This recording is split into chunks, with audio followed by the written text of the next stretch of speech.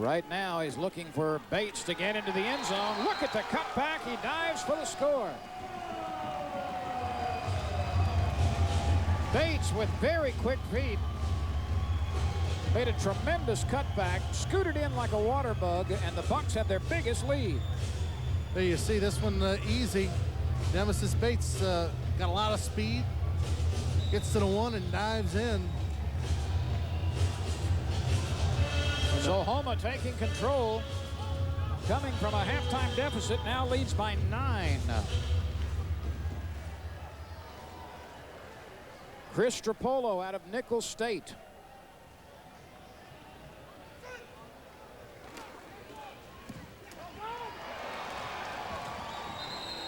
He missed it. Kind of hooked it a little bit, but more importantly, the Bucks score and take a 2-score lead. So now Myrtle Beach will have to score a touchdown and at least a field goal in order to take the lead. And the Buck defense has played the bend but not break defense. They've given up some rushing yards, but have pitched a shutout through the third quarter, and the Bucks respond with a touchdown early here in the fourth.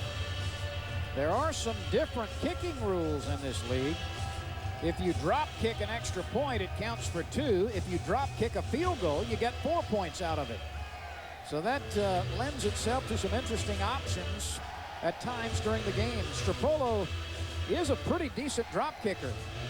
In my youth, Ronnie, drop kicking was the kick of choice. That shows you how far I go back. Yeah, well, they had leather helmets and no face masks back in your youth, but through 3 quarters, the Bayou Bucks starting to take control a little bit statistically. They've rushed for 70 yards as opposed to 64. Or actually 74 yards as opposed to 64 yards for Myrtle Beach. About 8 first downs to 6.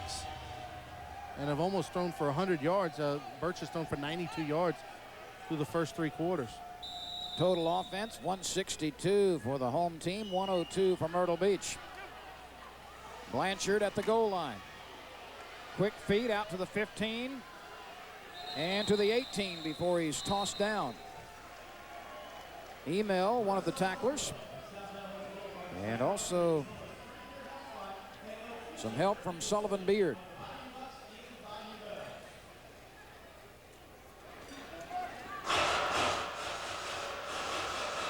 Well, Myrtle Beach and Lynn have hurt themselves in this ball game. They've got 8 penalties through the first 3 quarters, and they've had a couple of delay of game penalties.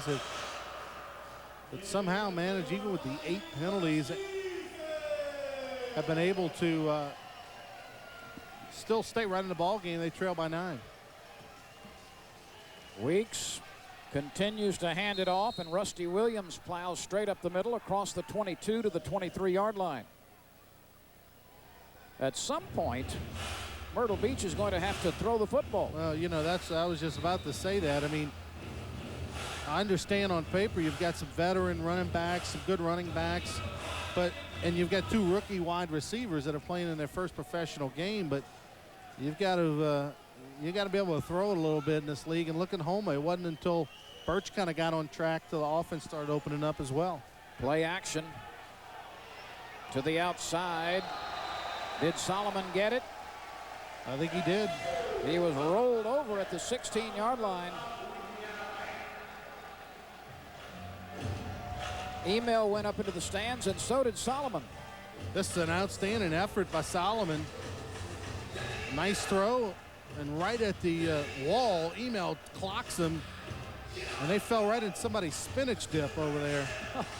Some of those box seats, okay, well, the box seats with the food, that wasn't, luckily that one didn't hit the food table.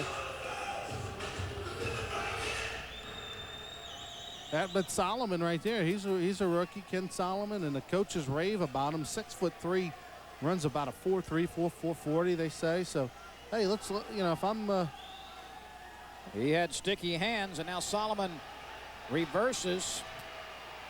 And he's dragged down by Tim Betts, the middle linebacker. Went from one side of the field to the other. Betts showed some speed, too, because like we said, Solomon can run pretty well, but he didn't have anywhere to go. And Betts ran him down from behind. Solomon ran left and then all the way back to the right and lost a yard in the process. 2nd down and 11 to go. 11 minutes remain in game 1 for both of these teams in the National Indoor Football League. Myrtle Beach playing in their first ever National Indoor Football League. This is their first game in the team's history. 2 receivers left. Solomon in motion, and the throw back to the right side is mishandled under pressure. Excellent pressure that time by Andre Reed, and Lynn Rivers could not dive back and catch that ball. Reed forced Weeks into getting rid of it on his back foot and throwing across his body. It was not a good throw. Yeah, you're right, Lynn. He Weeks has at times been a little rough mechanically. You know, hasn't set his feet. He's trying to throw a little bit off balance, and you gotta set your feet, deliver the pass, take the hit, get up and play again. Solomon in motion. Weeks has a pocket, now scrambles right, throws it short, caught at the 14, and working down to the 10-yard line is the safety valve receiver. That time the Rivers was able to just hold his ground, lock down, make the catch, and gets to within about 3 yards of the needed territory. Weeks, nice job, finds some space and delivers the ball right in the gut. Gives Rivers an opportunity to make a move and pick up some extra yards. So it's 4th and 3. The line to make is the 6.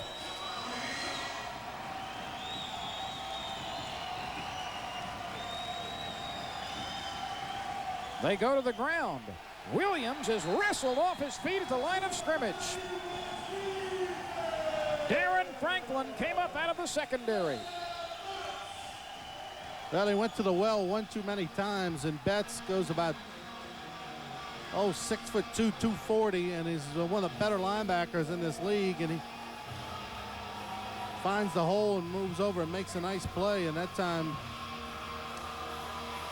Rusty Williams was going nowhere for Myrtle Beach.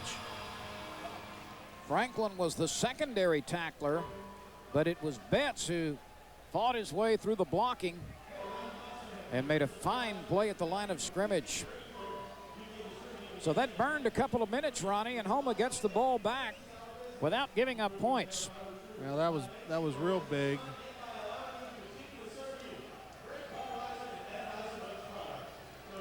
Real big for Houma. Again, that defense bend but not break. You know, they're giving up some yardage between the goal lines, but so far in the second half, they've pitched a shutout against the Bucks. In that exhibition game, the practice game against Omaha, Houma was limited to a couple of touchdowns and lost by a pair of scores. It was a slow start early tonight, but Houma has improved. We'll be back with much more after this. Well, we're back to action here as the Bucks lead it 23-14. Birch under center. This is the replay. There's a play we missed when we were in a break right here. Long pass down the corner sideline. Oh, what a grab by Kenny Causey. Fantastic grab and paid the price right there and lost a mouthpiece in somebody's Diet Coke container.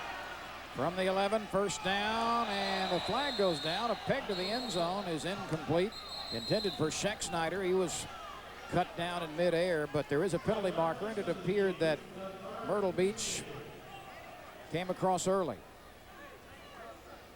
Offside against the South Carolina team. But Myrtle Beach continues to hurt themselves with the penalties. They had 8 through the first 3 quarters and have a couple here in the fourth. So double-digit penalties for the Stingrays. And that makes it 1st and 7 from the 7-yard line. And the Bucks are starting to click offensively now. Birch with well over 100 yards passing. And again, it wasn't until they really started throwing the football to where this offense started moving consistently, and South Carolina needs to do the same thing. Bates runs left and is knocked down at the 6. Houma can get a first down inside the 1. And a little extracurricular there on the far boards.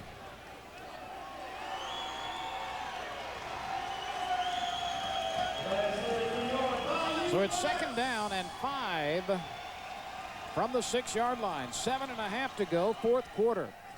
Houma 23. Myrtle Beach, South Carolina 14.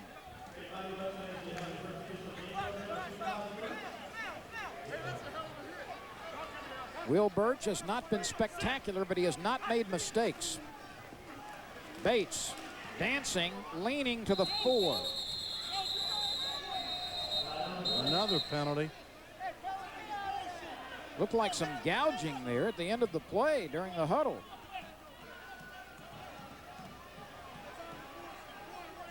Nick Rodemeyer is upset.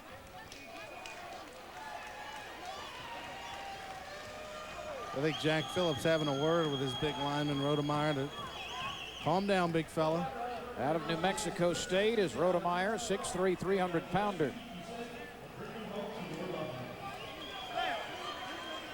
You kind of get the feeling Rodemeyer, you know, he's one of those guys that if you play for a sandwich, just likes to get in there and mix it up a little bit. Right now, I'd play for a sandwich. A little hungry? Some great tailgating going on outside the Houma Terrebonne Civic Center earlier. They had a live band. They have a band before every game, and they had all kind of tailgating going on. Jambalaya and boiled crawfish, and somebody was roasting a pig. Didn't see any Bayou Buck on the grill, though. No, venison is outlawed. Well, the penalty went against the Myrtle Beach team, so it's now 2nd and about a yard to go. 2nd and 2 for a score. 6:45 remains in the 4th quarter. Bates, right side, bounces in. Boy, does he have a quick start. And Bates right there broke the tackle of Al Wilson, the linebacker, who had a chance to prevent a touchdown, but Nemesis Bates, known more for his speed than his power. That's a nice job right there because Al Wilson's a pretty good little player. AC's got a chance one-on-one, and Wilson couldn't wrap up. 29-14. The lead is 15 now with 6:25 remaining. Stropolo missed an extra point last time and does miss this one. One official said it was good and 2 waved him off. Well, it was tipped. That was actually partially blocked that time. Looked like he hooked it again.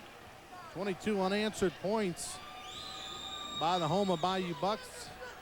They trailed 14-7 in this ball game, and now have stormed back to take a 29-14 lead here midway through the 4th quarter. So things are getting sweet here for the home team, leading by 15.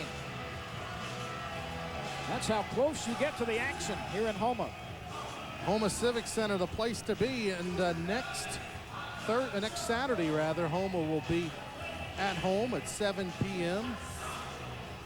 to take on Enid, Oklahoma. That's March 29th, 7 p.m. at the Houma Civic Center. The Houma Terrebonne Civic Center is South Louisiana's favorite showplace and home of your Bayou Bucks. Come out and enjoy the football games as well as the many other events held here, like Broadway shows, family shows, sporting events, concerts, and a whole lot more. For more information, visit our website, www.houmaciviccenter.com. Well, that's about the 5th ball that's been caught by the home fans. And I can tell you, Lynn, being a former general manager of an arena football team for a year, that you start counting up those balls. Have a little word with your kicker. Hey, my man, 50 a pop. We'd like you to kick them that way.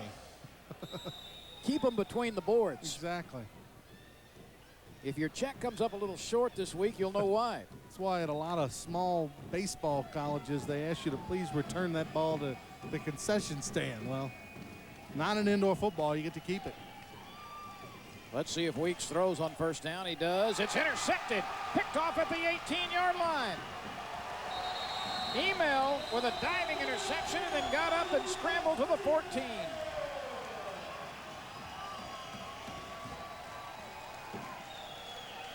Well, looks like, let's see what happens here. Just an errant pass. It looked like Lynn Rivers, 88, had hooked up, and maybe Weeks was looking for a slant, and he ran a curl, not quite sure, but Email was there for the interception on the errant pass by Jerome Weeks. So the turnover gives Houma the ball back with a chance to work some clock and add to the lead. 5:25 and counting. It's obvious Myrtle Beach didn't have a lot of confidence in their passing game. That's why they've chosen to run so much. But when you're trailing in the ball game like they are, when you're trailing by 15 points, you know, and then you try to pass, you're playing towards the defense because they're looking for it. You know, if you're a Myrtle Beach fan, you think you got to come out throwing the football early so that you can work on it. You know, you give yourself a chance late in the game, but when you're trailing by 15 and you don't have a lot of confidence in your passing game and you haven't done it much all night, that's a recipe for disaster, and Email made them pay for it. I'm a little bit surprised, too, that Houma has not stretched the secondary and thrown it deep downfield, because they've got some guys who can run and jump and perhaps can out-wrestle or at least have a chance to take that volleyball throw. Well, I think it started the first quarter when Myrtle Beach scored on their first drive. I think when they took the lead, that played into Houma being a little bit more conservative. I don't think Houma expected Myrtle Beach to jump out on them the way they did. They scored in the first two of their first three possessions that they had the football. They scored touchdowns, and I think when you trail as a coach, you maybe have a tendency to be just a little bit more conservative, and that's what happened in the first half. Second half, another story. They've thrown the ball. Troy Davis will snap it to Will Birch. Throws over the middle, and the catch is made by Kevin Hurd, or did it come loose? Well, they ruled it incomplete. Hurd had it Almost on a his great catch. back shoulder and then took a pop, and the ball rolled loose. Birch a little bit behind Hurd.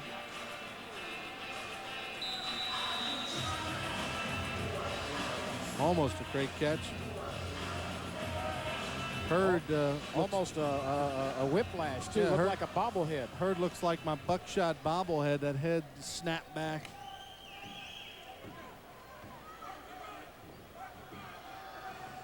Second down from the 13-yard line. 4.5 and some change to go.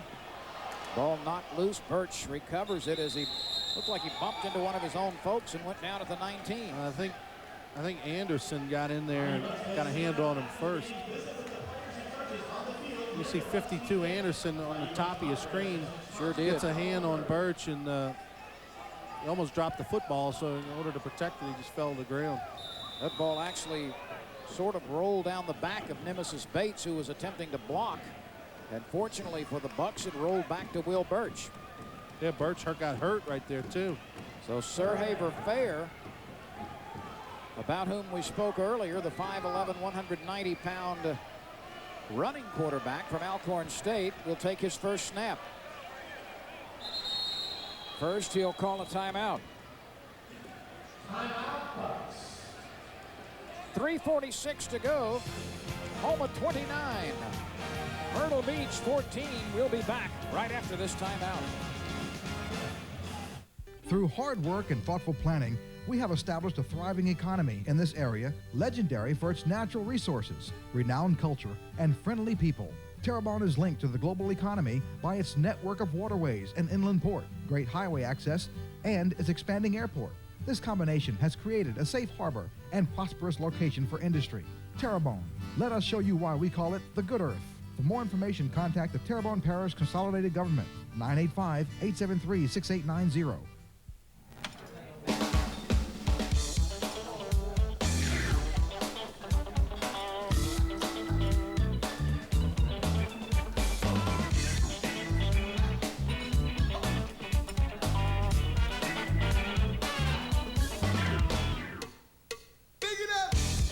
Kitchen's really cooking during Copeland's Fresh Seafood Festival. It's the freshest seafood with a shot of New Orleans attitude. The Fresh Seafood Festival, only at Copeland's. Sirhaver Fair is under center, 3rd down and long. He's back to throw it, bounces off a blocker, and is wrapped up now back near midfield. And you know, Ronnie, that's not such a bad thing for the Bucks. Fair was under pressure and wisely decided not to force something. He made no mistake. He lost yardage.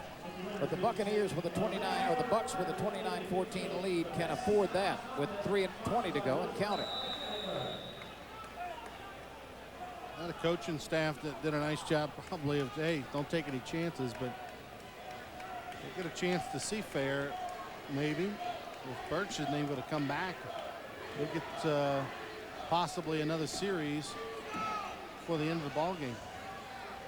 Meanwhile, Stropolo will attempt a 38-yard field goal. It's plenty long enough and plenty good enough. No, they say it bounced to the left side. I thought that one was up on the net and in the net. Oh, the net's a missed it left, apparently.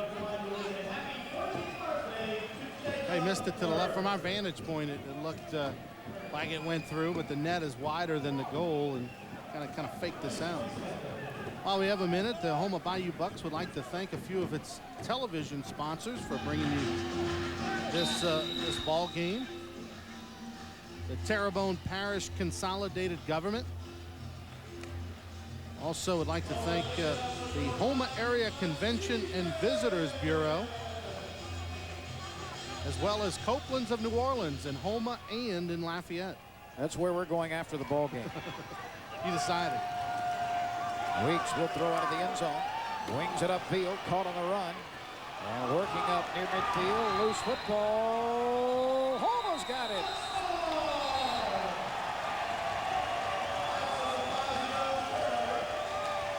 Email comes out with it. So back-to-back turnovers, and the Bucks are in a chance to salt this one away. Rusty Williams was separated from the football, and Email came up with the loose one.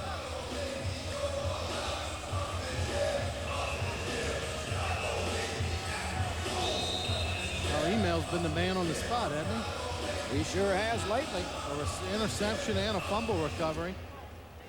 And that was a dagger right there, as Rusty Williams had a chance to get something going offensively for Myrtle Beach. And again, you can score quickly in this league at 50-yard field, but that fumble right there pretty much sealed their fate, I believe. There are 2 minutes left. After trailing 14-7, Houma has found the high road and leads by 15, 29-14.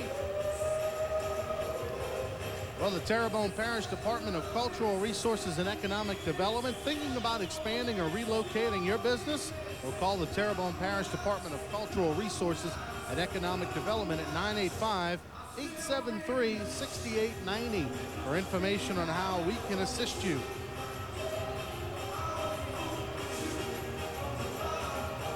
Next week, we'll be right back here. Enid, Oklahoma comes to town March 29th. And then a long series of away games faces the Bucks. I think they're on the road 4 straight after that. They do. They're on the road the entire month of April.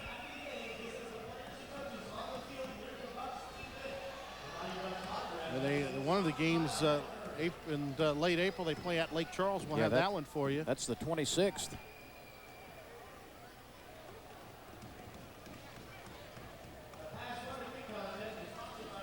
Will Birch recovered from the one-play absence. He was shaken up after being sacked, but he's back into the ball game.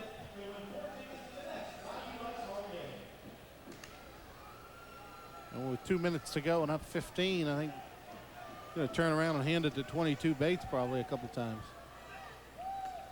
Well, that's what I know. It's caught at the 22-yard line by Scheck-Snyder, his second catch. You know, we haven't seen Michael Burks in the ball game following that short touchdown run That's much right. earlier in this half. And he looked like he was even more gimpy as he went to the bench. Yeah, reports from the locker room with that he's actually getting treatment right now in street clothes, and that the slightly pulled hamstring has become more severe. And pulled hamstrings, Len, are tough. You know, those yeah. You really got to pretty much just sit on the, sit and rest and do some rehab for 2.5, 3 weeks before it completely heals. But it usually doesn't work that way. Usually you get about a week of rehab, and then you're trying to get back, and it's a nagging injury that can be with a football player or any kind of athlete throughout an entire season. And there's Buckshot, the mascot here.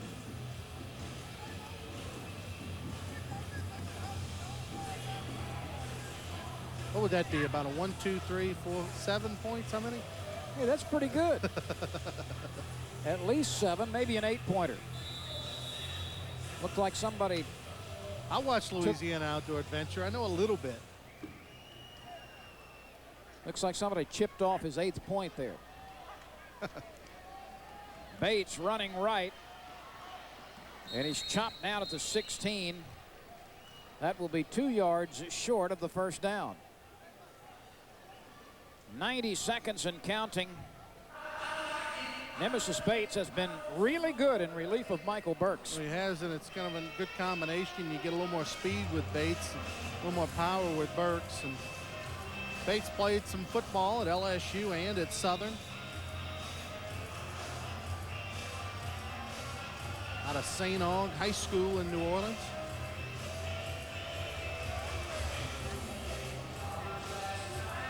Speaking of football and LSU, the LSU spring game on April 11th will be televised on Cox Sports Television this year. A night game, huh? I think it's 5 o'clock. A evening/night game for spring football, usually on a Saturday, this year on a Friday. Bates runs for a first down as he tight ropes the near boards.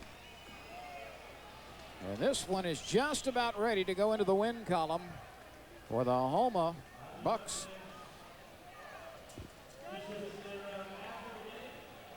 .42 seconds are left.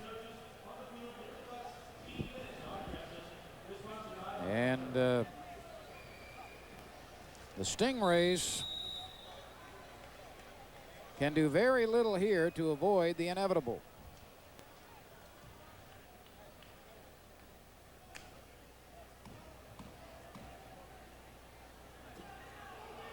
It has been a solid comeback performance for Houma, scoring 22 consecutive points. Bates chopped off his feet near the 6 by the middle linebacker, Pharrell Payton. 30 seconds and counting. And that will be the final play of the game if the Bucks so desire. They will not come to the line of scrimmage unless Myrtle Beach takes a timeout. And apparently Myrtle Beach did with 17 seconds remaining.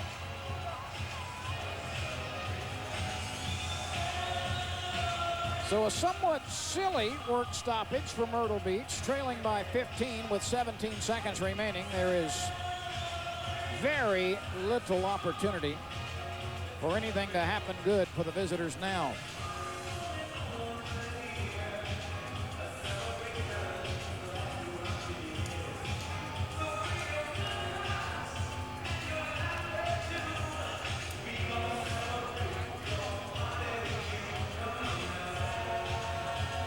Stay with us following the ball game. We'll have highlights and a word from down on the field with Bronny Rance.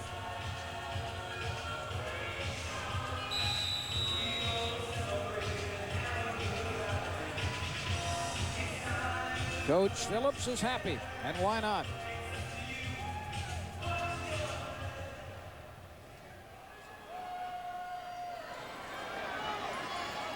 The Bucks are in a safe formation. Birch goes to one knee, and this one is in the win column for the Houma Bucks. After trailing 14-7, Houma leads it 29-14 with a fine second half. And game number 1 goes the way the owners wanted it to. Let's take a timeout and we'll be right back. Houma is a winner in the first game of the 2003 season.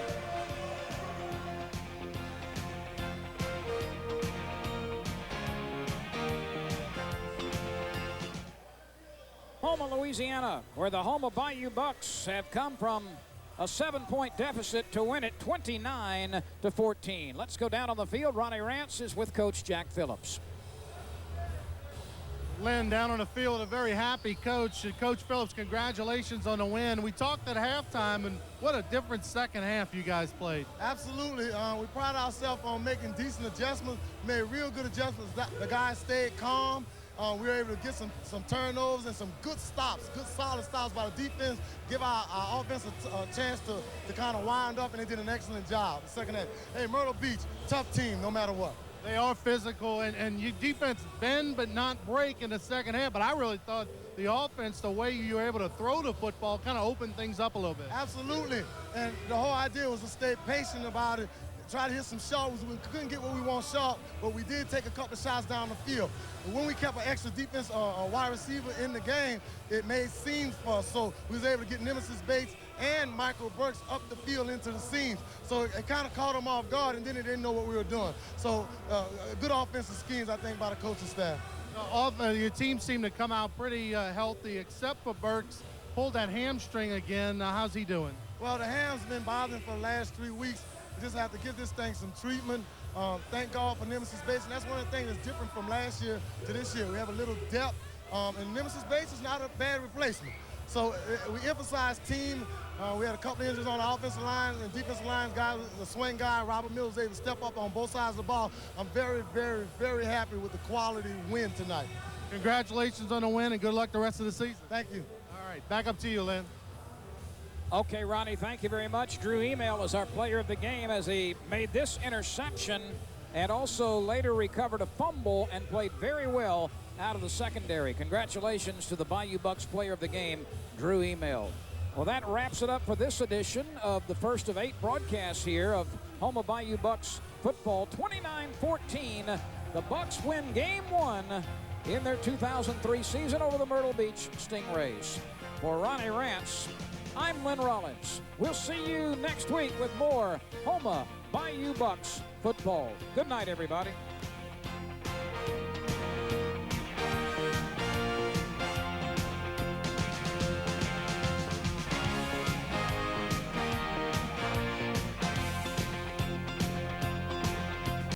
Welcome back, everyone. We've got a National Indoor Football League game coming your way shortly as the Bayou Bucks, 1 up and none down, take on the Enid, Oklahoma Crude. Losers in their first ball game and giving up 54 points in game 1. I'm Lynn Rollins with Ronnie Rance. The Bucks play for the second consecutive time on their home turf. And then, Ronnie, in the month of April, they are away 4 straight times. Well, the Bayou Bucks got off to a great start last week, won the ball game against Myrtle Beach, but had 2 costly injuries. So this week, defense and passing game, I think that's what you're going to see. A great defensive performance last week by the Bucks. They're going to try to throw it a little bit more this week. Sullivan Beard, who wears number 25, is back to receive the kickoff. Kenny Kazi is also joining him. Jim Rainian, a former NAIA All-America kicker out of Kansas Wesleyan, has it teed up, and we are just about set to go week 2 of the NIFL season. And we are so happy you're with us. The Bucks won by a couple of touchdowns last week, scoring 22 consecutive points. The ground ball is fumbled around. It's recovered at the 13-yard line. And the kickoff team has it. So a break there on a bouncing ball that was mishandled. It was picked up by the kicking team. Monty Spiller was able to jump on it. And so the Crude takes over offensively. And here's the way it'll line up for Oklahoma. Mizell Alvarado is the quarterback. Running back is Anthony Davis. Arthur Booker, Marvin Owens, and Jackie Warren are wide receivers. Dustin Avery, Jesse Black, and Frank Smith are up front, the 3 down linemen. Alvarado, a 6'1", 205-pound signal caller out of Abilene Christian. So an early turnover by the Bayou Bucks. And they put their defense on the field. First down from the 13-yard line. Toss back goes to the right side and crashing out over the 16 to the 17-yard line is Marvin Owens. And defensively, the Bucks, who only gave up 2 touchdowns last week, line up like this. Roger Green, Franklin Thomas, Andre Reed, Tim Betts, one of the linebackers. The other is David Dorsey. Sullivan Beard, Drew Emil, and Darren Franklin are in the backfield defensively. The defensive line of the Bucks played real well a week ago, and that's their strong suit. Alvarado out of shotgun formation, flips it to the near side. Arthur Booker has it. Booker is bumped out of bounds on the Bucks side of midfield at about the 23-yard line. And that should be good enough for a first down. Crazy start to this ball game. I don't think the Crude Lane had an onside kick. I think it just that you try to squib kick in the National Indoor Football League, because if you kick it out of bounds, the opposing team, the receiving team, gets it at midfield. So the kickers in this league do a lot of squib kicks to make sure they don't kick it out of the 50-yard field. Just happened to catch a Houma Bayou Buck up man, and the bouncing ball went to the Oklahoma Crude's way. 2 in motion. Alvarado hands it off, and Booker is sliced down at the line of scrimmage. The Bucks played the run very well last week against a run-oriented Myrtle Beach team. Well, Franklin Thomas there, number 90, is a big part. He's the defensive line coach and leader on that defensive unit. So he had a big game a week ago. Franklin Thomas, 6'5", 300 out of Grambling. Dustin Avery leads his team to the line of scrimmage. The 6'1", 270-pound center out of Emporia, Kansas State.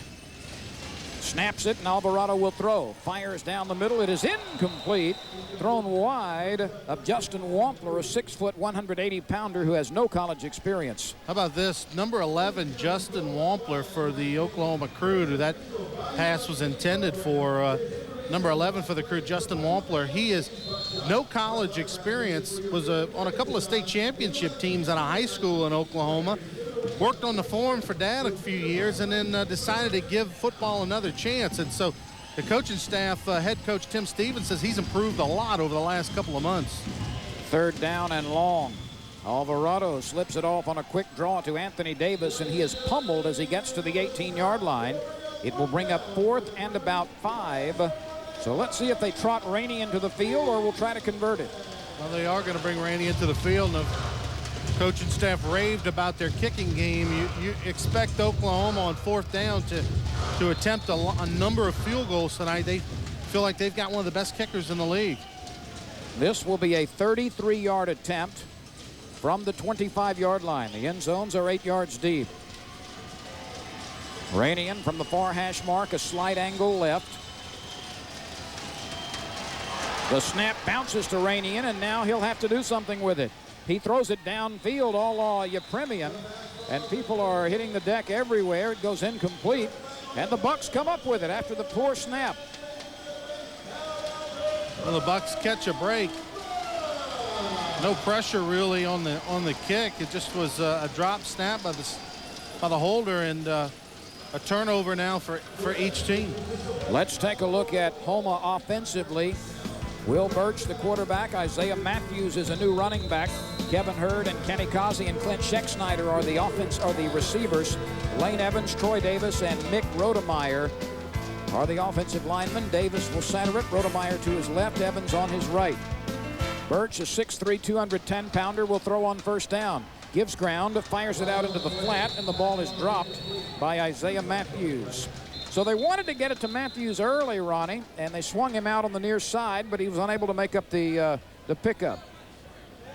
Defensively, this is the way it lines up for the Crude. Joseph Foster, Chris Mathis, and Robert Newberg up front.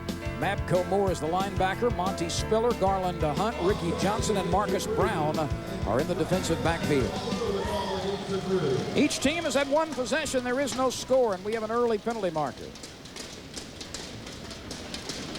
Penalties were frequent in the first ball game last week, and then things settled down. Offside against the defensive team. and a personal foul, roughing the passer. The latter will be accepted. And so the Bayou Bucks get a first down at the 23-yard line. Big break. You know, Ronnie, traditionally coaches say more improvement is done between the first and second games than at any other part of the season. So we'll see if that holds true for these teams. Well, and I think last week Houma definitely, especially in the first half, played tight. You know, played a first home game of the season, first regular season at home. A lot of people trying to press a little too much, and they had a much better second half. Matthews runs right, and he's chopped off his feet at the line of scrimmage. A submarine tackle was applied by Marcus Long, the defensive back on the near side. Virtually no gain, second down and 10 for the Houma Bayou Bucks. 10 minutes and 34 seconds are left in the first period. Each team is working with one possession under its belt. A lot more passing in the National Indoor Football League than in the Arena League, and that's because the secondary can play zone and that the second linebacker can line up anywhere on the field. That's a different rule than in arena football. Birch has plenty of time, surveys the field, whips it upfield, and it's incomplete, in and out of the hands of Schexnayder. That's a ball that should have been caught, even though he was heavily guarded. Nice zone coverage that time by the Crude, but that should have been a completion. Nice job by the offensive line. No blitz here, and Birch has got all day to throw the football. He finds Schexnayder coming across the middle, who should have handed that ball, but paid the price for it anyway. That's why you should always catch it over the middle, Lynn, because either way you're going to get popped. Third down and 10 from the 23-yard line. Matthews in the backfield, stays into block. The peg over the middle, caught by Schexnayder at the 20, but he's knocked down immediately, well short of first down territory. Schexnayder was drilled by Ricky Johnson, a 6'3", 215-pounder out of southwestern Kansas. Chris Trapolo is the place kicker for the Bucks, and he comes to the field for the first time. Nice job defensively by the Crew. The Bucks a little conservative the first series of the game, and on third down the Crew let them have the underneath stuff, came up and made the tackle, and now it's the Bucks time opportunity to possibly get a field goal here. Email will hold it. He makes a nice pickup. The left-footed kicker drills it. It is plenty long enough, but it is wide right. So both teams have flubbed the field goal opportunities early with 8:45 remaining in the first quarter. There is no score. We'll take a timeout as first quarter action is underway from the National Indoor Football League venue of Houma. No score between Oklahoma and the Bayou Bucks. If even multiple... Welcome back, everyone. Each team has had one possession. Field goals were flubbed on both of those occasions from near midfield. And the Crude out of Enid, Oklahoma, puts its offense on the field for the second time. A good start and a good defensive start by both teams. Enid, Oklahoma got the squib kick that bounced off of a Houma Bayou Buck up man. Moved the ball a little bit before a drop ball and a field goal attempt, and then the Bucks got the ball after the missed field goal opportunity and sort of did the same thing. So the defenses for both teams playing pretty good here at the start of the ball game. And look for the Bayou Bucks, though, Lynn. I think in order to be successful in this game, especially with a rookie running back who doesn't have any experience in a professional football game, Birch's going to have to throw the ball downfield. He's going to have to try to get behind the safeties of the Crew. Only a couple of times last week did the Bucks go for the home run. From the 5-yard line with 45 yards ahead of it, the Crew puts its offense on the field. Alvarado with a long count. He sends a man in motion to the near side. Alvarado hands off, and running to the near side, getting to the 10 is Arthur Booker, a 6', 170-pounder out of Prairie View. A gain of 5, bringing up 2nd and 5. Beard and Betts and Dorsey were there defensively. Pretty good run by Booker. Cut back to the left, and normally a wide receiver, but of course in the indoor football game, wide receivers act sometimes as running backs, and running backs will catch the ball like wide receivers, so that position sort of interchangeable. Just under 8 minutes remain in a scoreless first quarter. 2 in motion. Alvarado back. He's hit as he throws. It is incomplete as he fired it up the far sideline, intended for Jackie Warren. And there was great pressure on Alvarado. Yeah, Tim Betts, the middle linebacker, who's a good one. He came on the blitz, and that time the Crew didn't have much time to throw the ball downfield. 7.5 and counting. The clock will continue to run throughout most of the ball game. There you see Email right there at a big game a week ago, number 27 for the Bucks.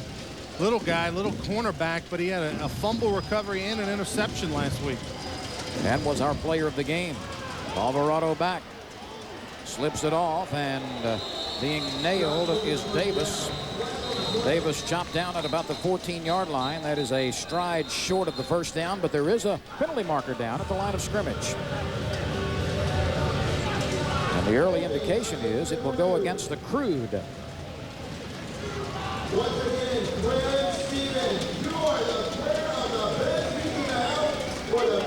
Houma will not enjoy home turf advantage for another month.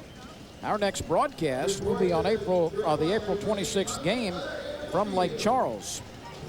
The month of April is away from South Louisiana. How about that for a road trip, huh? Play your first 2 at home and then your next 4 on the road.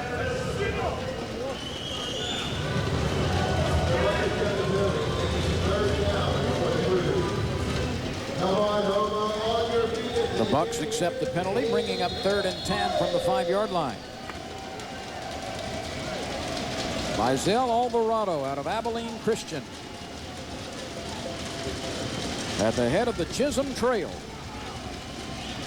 6:50 and counting. Alvarado will shoot it from his own end zone. Fires it quickly. It's tipped and knocked away. Defensively, Andre Reed, the 6'3", 265-pounder out of Jackson State, got the hands up and batted it down. Yeah, the Bayou Buck defense all over that play, and Reed doesn't get it, and that ball might even be intercepted. So the Bucks scouted that one pretty good. And now in the indoor game, there is no such thing as a punter. Everything is a kick. If you don't go for it on 4th down, you have to attempt a field goal, and it acts as a punt. So this is a unique situation backed up near their goal line. This will be about a 58-yarder. It will come up way short. Grabbed at the 11. Working upfield is Sullivan Beard. He's at the 20 and is wrestled down at the 22, maybe the 23-yard line. So the Bucks have good field position for their second offensive try.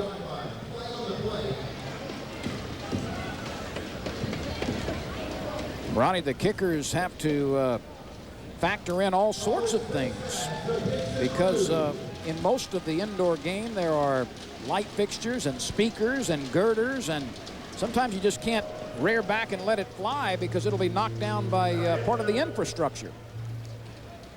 No, that's right. You've got a lot, for example, the end zones are a perfect example here. They're only about 4.5 yards wide, whereas in some other venues you can be as long as 8 yards. Every field and every arena in the National Indoor Football League is sort of unique and different, and that's why there's such a home field advantage for the receivers and the home teams that are used to all the little bumps in the road. Birch fires. It is snared by Kenny Causey. First down at the 12, and there's some extracurricular. Causey was hit well after the play. 43, Mabco Moore with the late hit, and a silly mistake for the Crude. Well, that was crude by the linebacker Mabco Moore, a 6'3", 230-pounder out of Oklahoma State.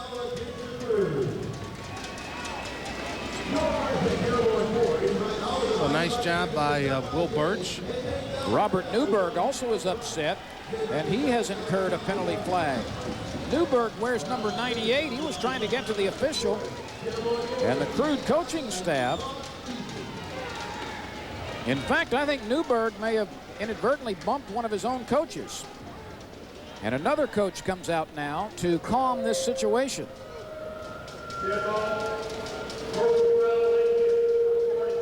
So we are going to have a lot of penalty yardage assessed against the Crude.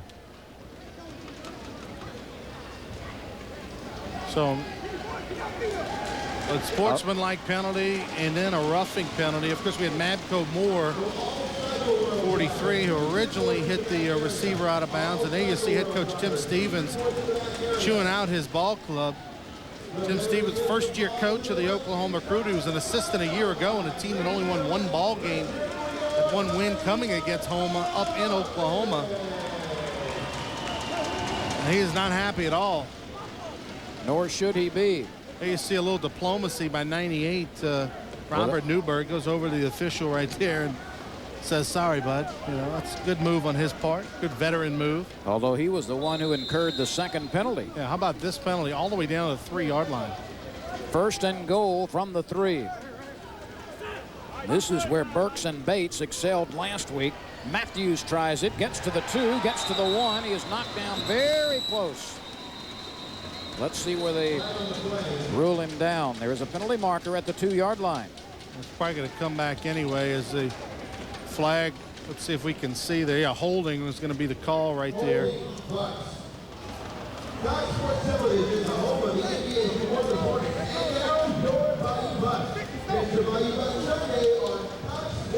This will come the other way. The first penalty against the Bucks.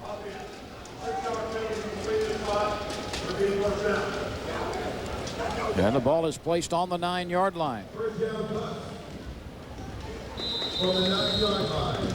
Well, that was number 50, Roger Green, I think, who got the penalty there. He's a linebacker and nose guard, but he's in the backfield as a fullback, and he was in on that play. Looked like he hooked the end and got a holding call. From the 9, first and goal. It is caught by Schexnayder at about the 7, and nothing much after that. He was well guarded. Good tough grab that time of Schexnayder. Schexnayder dropped an easier one earlier in the ball game, but right there made a tough catch and paid the price. But this is a and goal situation. I mean, they cannot afford to not get in the end zone. So this is where the defense has a bit of a geographical advantage with a small field. Matthews running right, steps outside, no place to go there. He's wrestled off his feet by the cornerback Marcus Long out of Northeast Oklahoma. It's also going to be a tough spot for the Bucks because they're operating without their 2 top running backs, Nemesis Bates and Michael Burks, 2 veteran guys who have a lot of speed and power and you know, have played a number of games and know how to operate down near the goal line, because in this league, if you get down inside the 10, that's a running area more than a passing area because of the small end zone. So they're trying to get it done with Isaiah Matthews, and that's also why you see number 50 Roger Green in the backfield as an extra blocker and protector. And the Bucks take a timeout here. They want to discuss the third down play. We'll be back with a 3rd and goal situation. No score late in the first quarter. Houma and Oklahoma.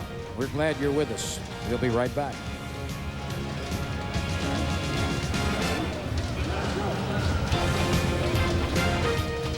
Got any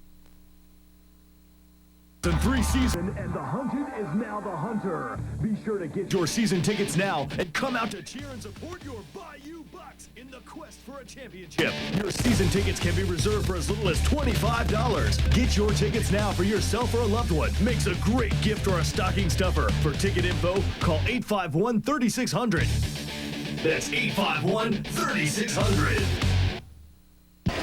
3rd and goal from the 9. The pitch goes to the far corner in the end zone. It's incomplete, intended for Schexnayder, and broken up in the end zone by Garland Hunt.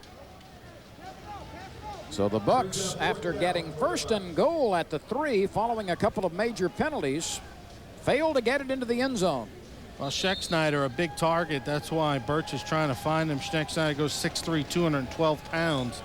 He's a local guy out of Vanderbilt High School and played at Rhodes College. So being with that 6'3" frame, Birch kept trying to go to Schexnayder down by the goal line, but they were all over him. Email will hold. High snap, he gets it down. The kick by Stropolo is hooked again. He's missed 2 to the right side. And the former Nichols State place kicker is very unhappy about his performance in the first period. 2:43 remains in the first quarter. The Bucks let an opportunity to take an early lead slide by. Well, Stropolo, one of the better kickers in the league last season, actually had a game where he made 6 field goals. And struggled a little bit last week, 1 for 3, but he's had 2 good looks tonight. That one was very makeable. The other one was a little bit further back, around 40 yards, but that one, that kick right there, he just hooked it. Stropolo holds the league record for 19 kicking points in a single game.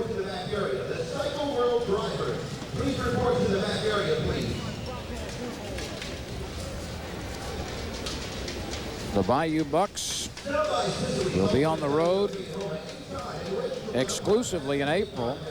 And then the May-June schedule really favors the home team. This team missed the playoffs last year in its first season. Ronnie, there are high expectations for the Bucks to make some noise in what is a very difficult division. Well, there's no question about it. The division they're in is awfully tough. But getting off to a good start, 2-0 before they go on that long trip would be the way to go. Last season against Oklahoma, the Crude posted a 31-29 victory. There you see the results of the Atlantic Conference division. Last year, Oklahoma won 31-29, and then the Bucks erupted for a 59-15 win. We'll show you these standings again. Houma and Lake Charles picking up victories early. Tupelo lost its first game, and then Austin, Beaumont, and Oklahoma. And I think Beaumont's 2-0. Yeah, Beaumont's 2-0. They're at the top along with Lake Charles and Houma. Tupelo's 0-2. They're going to have a tough time of it this year. But the teams to watch in that division are kind of the I-10 teams. Beaumont, Lake Charles, they're the favorites. And then Houma is quietly moving up the standings there. Alvarado hands it off on first down, and Anthony Davis weaves his way over the 10 and is knocked down at the 13-yard line. A good run by Anthony Davis, the 6-foot, 215-pound jitterbugger out of Southwest Oklahoma. 2:20 to play in the first quarter. There is no score.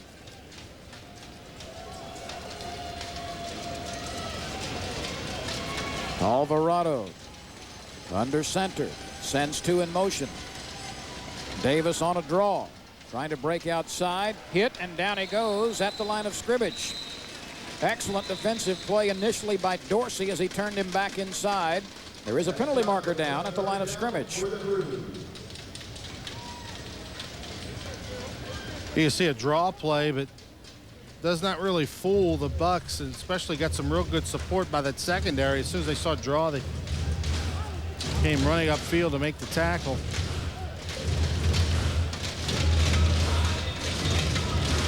The option appears to rest with the visiting team.